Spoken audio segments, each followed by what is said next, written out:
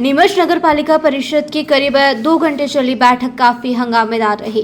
बैठक में 19 में से 15 प्रस्ताव पास कर दिए गए और 4 प्रस्ताव परिषद की आगामी बैठक में विचार हेतु लाए जाने पर सहमति बनी। कांग्रेस और भारतीय जनता पार्टी के पार्षदों ने शहर हित और विकास के मुद्दों पर नगर पालिका अध्यक्ष स्वाति चोपड़ा और सीएमओ महेंद्र वशिष्ठ के साथ जमकर माथापच्ची की। शहर की विभिन्न समस्याओं पर वार्ड पार्षदों ने जिम्मेदारों से जवाब तलब किया। जलकल सभापति छाया जायसवाल, किरण शर्मा और नीरज अहिर ने जाजू सागर से पेयजल की चोरी, बांध की भूमि पर अवैध खेती, जाजू सागर बांध की जमीन में हिरन, तहसीलदार की भूमिका और नगर पालिका कर्मचारियों की मिलीभगत व भ्रष्टाचार के मुद्दे को जोरदार ढंग से उठाया, जिसे लेकर कांग्रेस और भाजपा पार्षदों ने छाया जायसवाल का समर्थन किया। वंदना खंडेलवाल ने कायाकल्प सड़कों की समस्या रखी, वहीं किरण शर्मा ने सावरिया जी नाले और इंडोर स्टेडियम का मुद्दा उठाया। योगेश प्रजापत ने शहर के कई मुद्दों के साथ तरण पुष्कर को लेकर चर्चा की। वहीं वीरेंद्र पाटीदार ने कहा कि ठेका देने के बाद जो ठेकेदार काम नहीं कर रहे हैं उन्हें ब्लैकलिस्टेड किया जाए। इस दौरान लीज नवीनीकरण, बंगला बगीचा एरिया व्यवस्थापन, नामांतरण का मुद्दा जिनेंद्र मेहता और वीरेंद्र पाटीदार ने उठाया। दारा सिंह ने नीमच सिटी के जर्जर रोड और डामरीकरण को लेकर अपनी बात रखी। अधिकांश पार्षदों में नगरपालिका अधिकारियों कर्मचारियों की कार्यशैली के प्रति नाराजगी देखी गई।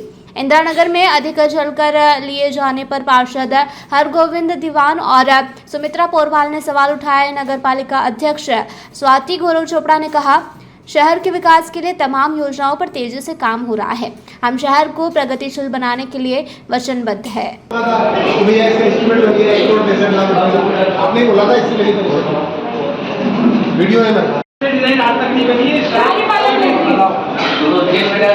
अपन क्या कर रहे हैं? हमारे आम लोगों के लिए तो आप लोगों के होना चाहिए। आपको जानकारी बता दूं, आप बताओ ना।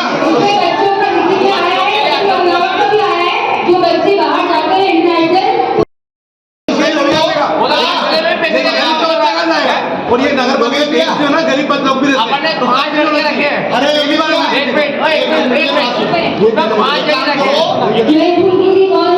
दिवाली थी, पिछले साल दिवाली पे कुछ रोड खुदे थे तो जनता द्वारा ये उनकी समस्या बताई गई थी कि जब रोड खुद जाते तो दिवाली में उनको आने। उसमें किस तरह के मुद्दों पर आप लोगों का क्या कहना है?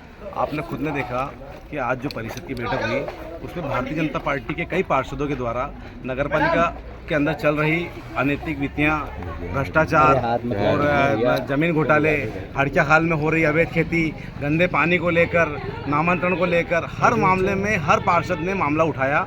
तो इससे आप साफ देखिए कहाँ तक पूरे नगरपालिका में भ्रष्टाचार चल रहा है। सबसे बड़ी बात यह है कि नगरपालिका अध्यक्ष जी सिर्फ अपने आप को ईमानदार तो बताती है, लेकिन वो क्या कहती है कि मैं दिखवाती हूँ, विचार करती हूँ, हमने देखा है, हमने इस पर करा है, इसको तुरंत हम इस पर संज्ञान लेंगे, मेरे विचार में नहीं आया, मुझे जानकारी नहीं थी। तो ये जमे जमाए विचार, उनके जमे जमाए शब्द हैं जिसके कारण वो जनता को भी मूर्ख बनाते हैं। मेरा कहना है कि नगरपालिका अध्यक्ष के 2.5 साल निकल गए हैं।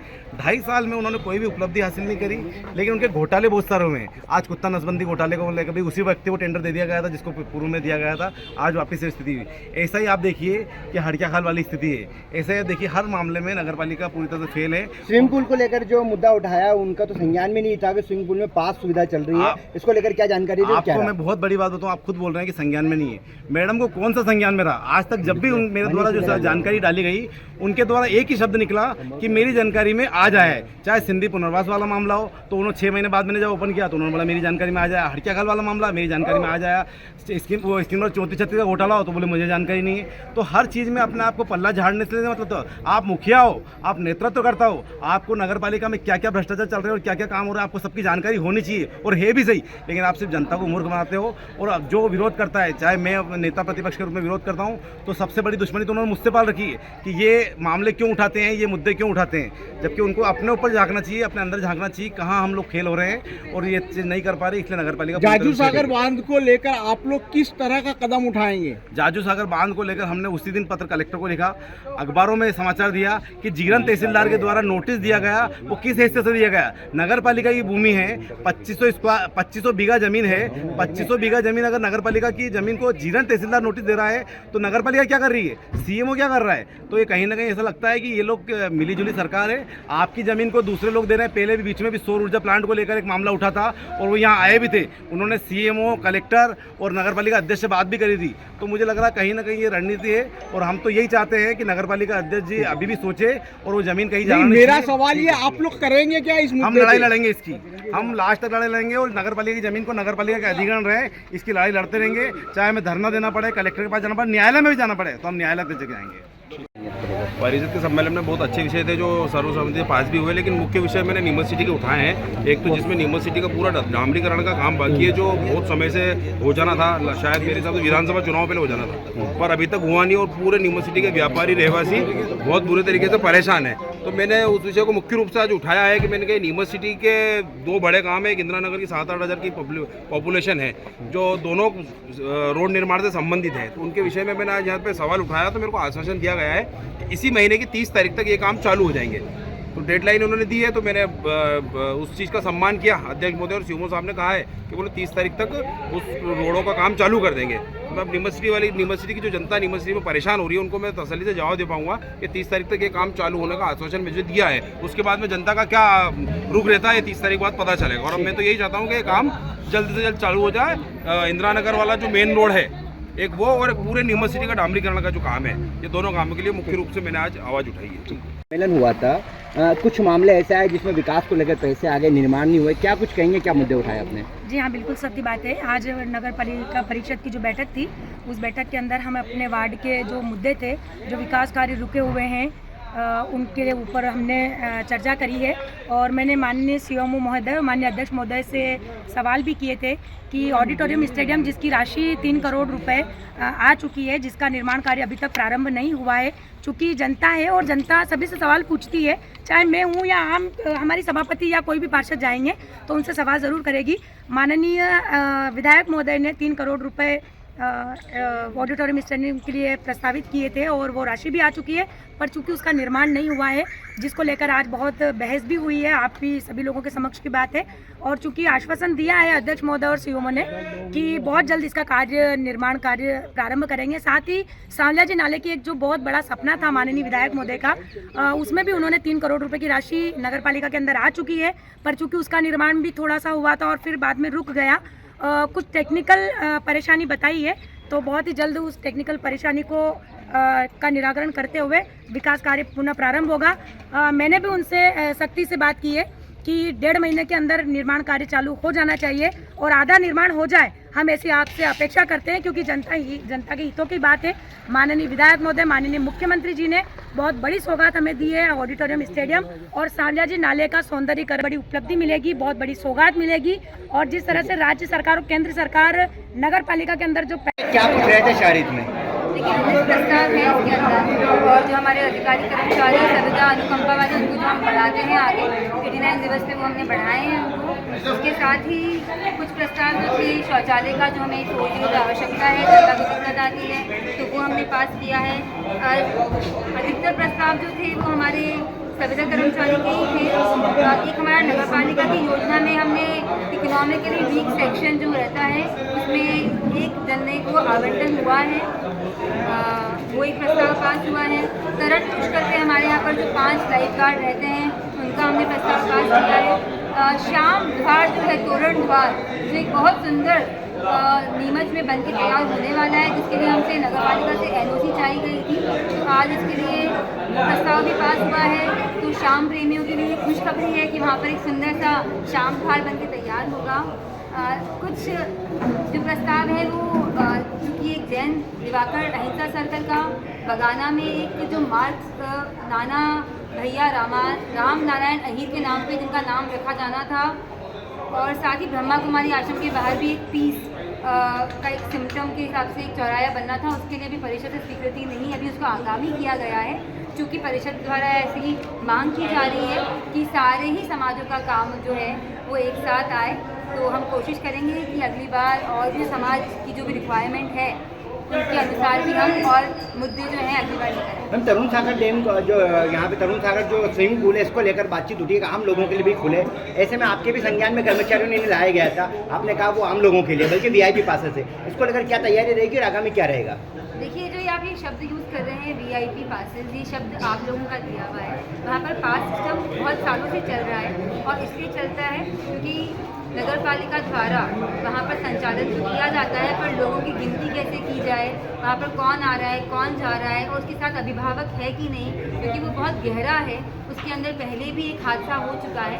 तो अभी भी परिषद में यही चर्चा हुई कि अगर हम इसको खोलते हैं तो एक मिनिमम कॉस्ट जो है, एक मिनिमम फीस हम लेंगे, उसमें शर्तें भी रहेगी कि साथ में अभिभावक आए। उसमें हम लोग चाह रहे हैं कि 3 स्लॉट अलग अलग बन जाए ताकि महिलाओं के लिए एक अलग टाइम स्लॉट दिया जाए, बच्चों के लिए जो एक छोटी एज ग्रुप के लिए उनके लिए अलग स्लॉट दिया जाए। अगर हम इसको ओपन कर देते हैं सबके लिए और अगर वहाँ पर भीड़ आती है, एक साथ 100-200 जने आते हैं, तो जो हमारे 5 बॉडीगार्ड हैं अगर वो ध्यान नहीं रख पाते हैं तो हादसा होने की संभावना वहाँ पर है। जाजू सागर बांध को लेकर आप क्या कहेंगे? उसको लेकर काफी ज्यादा कंट्रोवर्सी है, खास करके भारतीय जनता पार्टी के पार्षदों की ओर से। देखिए वहाँ पर भी पहले बहुत सालों से वहाँ पर जैसे 40-50 सालों से वहाँ पर जो दिक्कतें हैं, अवैध खेती आ रही है, तो मेरे ही द्वारा जब दिनेश जी जैन कलेक्टर थे और मैंने लगातार पत्राचार करा था, वहाँ पर कार्रवाई हुई थी, वहाँ से जो भी अवैध खेती कर रहे थे उनके खिलाफ मैंने कार्रवाई करवाई है। इस बार भी जो नए हमारे सर आए कलेक्टर सर हिमांशु चंद्रा, उनको मैंने पत्र लिख दिया है और मैंने जीरण जो तहसीलदार है उसके खिलाफ भी उचित कार्रवाई करने के लिए उसमें पत्र में लिखा है, क्योंकि वो अधिकार क्षेत्र जो है जीरण कलेक्टर साहब के अधिकार क्षेत्र में है, तो वहाँ पर वो उचित कार्रवाई जरूर करेंगे। तहसीलदार द्वारा वहाँ पर अभी जुर्माना भी दिया गया, ऐसे में जमीन नगर पालिका की, तहसीलदार प्रकरण चला रहे हैं, जैसे में लगता नहीं आगामी दिनों में नगर पालिका को मेरे द्वारा अवगत करा दिया गया है और क्योंकि जीरण पे जो भी कार्रवाई करनी है वो कलेक्टर सर ही करेंगे। मैडम 60 मोटरें लग चुकी है, इस तरह की साफ शिकायतें हैं, वहाँ पे सारी देखिए ये जो लगातार जो ये बहुत सालों से वहाँ दिक्कत है, वहाँ पर अवैध खेती 40-50 सालों से जो हो रही है, उसको रोकने के लिए हमारे द्वारा लगातार प्रयत्न किए जा रहे हैं। मैंने सीमांकन के लिए भी वापस लिखा है कलेक्टर सर को कि वहाँ सीमांकन कराया जाए, क्योंकि वो ज़मीन बहुत बड़ी है, 2000-2500 बीघा ज़मीन है वहाँ पर, और जब भी कोई ऐसी वहाँ पर खेती करता है अधिकारियों को सख्त निर्देश दिए कि वहाँ जाके ऐसी अतिक्रमण वाली खेती को नष्ट करवाया जाए। पहले भी करवाई है, वापस भी करवाऊंगी। मैम शहर हित में आगामी क्या बड़ी मैडम शहर हित में क्या बड़ी सौगात आगामी तैयारी चल रही, क्या सुविधा मिलेगी आपको आगामी? देखिए कलेक्टर सर द्वारा कार्रवाई करवाने के जो है उन्होंने पूरा आश्वासन दिया है कि जो जाजू सागर जो हमारा बांध है, जो ज़मीन है सारी जो डूब क्षेत्र की है वो नगर पालिका की है। इसके लिए मैंने एक पत्र ये भी लिखा है कि चूँकि वहाँ पर पिछली बार कुछ दिक्कतें आ रही थी नामांतरण को लेकर, तो हमने वैधानिक कार्रवाई करके भी नगर पालिका की इस भूमि को संरक्षित करने के लिए मैंने CMO को और कलेक्टर साहब को लिखा है कि वहाँ पर हम वैधानिक कार्रवाई करेंगे, लेकिन नगर पालिका की जमीन सारी सुरक्षित रहे। मैम चाहिए बताएं मैम शहर हित में नहीं क्या तैयारी चल रही है आपकी? हाँ जी, वहाँ पर पैसे की जो वसूली है उस पर क्या कार्रवाई? पैसे की वसूली के लिए भी हमने बोला है कि अगर ऐसा वहाँ पर कोई कर रहा है तो जो अभी वहाँ पर प्रभारी है उसको हटाने के लिए निर्देश दे दिए। मैडम ये बताएं शहर हित में आगामी क्या तैयारी है, कौन सी बड़ी सौगात है शहर को लेकर, आपका आगामी विजन क्या है शहर वासियों को? अभी 4 महीने से हमारे क्योंकि डामरीकरण के कार्य बंद थे, बारिश का मौसम था, फिर दिवाली की वजह से हम लोगों ने आगे काम नहीं चलाया, क्योंकि अगर रोड खुद जाता है तो जनता को दिक्कत आती है। अब दिवाली के बाद हम लोगों ने यहाँ अधोसंरचना, कायाकल्प सारी योजनाओं के काम शुरू हो गए हैं, 2-3 दिन से काम चल रहे हैं। जगह जगह आप देखेंगे शहर में नया सड़क बनने वाली है, नए रोड चौड़ीकरण हो रहा है। नगर पालिका में पहली बार हम लोग चौड़ीकरण करा के पूरे शहर का इंफ्रास्ट्रक्चर अच्छा करने के लिए, नीमच को स्मार्ट शहर बनाने के लिए हम लोगों ने ये एक ऐतिहासिक पहल की है। सावलिया जी मंदिर रोड पे जो भी पार्षद ने मुद्दा उठाया, किरण जी शर्मा ने पैसे आ गए, पहले विधायक जी ने भी आरोप लगाए थे, नगर पालिका ध्यान नहीं दी, पैसा आने के बाद भी विकास कार्य क्यों नहीं हो पा रहे हैं? देखिए सावलिया सेठ मंदिर को लेके वहाँ पर जो सावलिया सेठ के नाले का जो कार्य था उसके लिए लगातार मैंने पत्राचार भी किया है, लिखा भी है। वहाँ पर दिक्कतें जो आ रही थी, ठेकेदार और जो अधिकारी थे उनके बीच में जो भी विवाद था उसके लिए मैंने पत्र लिख के मीटिंग बुलाई है, पहले भी बुलाई गई थी, और वहाँ के जो विवाद को समाप्त करने के लिए CM साहब को सख्त निर्देश दिए हैं कि वो समाप्त करके जो भी दिक्कतें हैं उसको काम करवाएं आगे।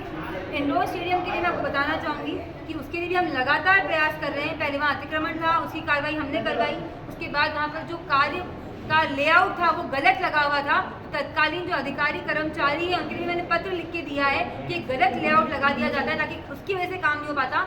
हम भी ये चाहते हैं कि जल्द से जल्द इंडोर स्टेडियम बन के तैयार हो, जनता को समर्पित हो। उसकी सारी दिक्कतों के लिए हमारे ही द्वारा प्रयास करके वापस नया लेआउट लाया गया है, नया काम करवाया गया है, नई पॉलिटेक्निकल कॉलेज से स्टील सब पे लगवाए गए हैं और नया उस पर एस्टिमेट बना के रिवाइज करके वापस स्टील हमने मंगवाई है और हमारे द्वारा ठेकेदार को काम करने के लिए सूचना दे दी गई है। Thank you ma'am. नीमच से अब्दुल अली रानी के साथ विनोद गुर्जर की यह रिपोर्ट।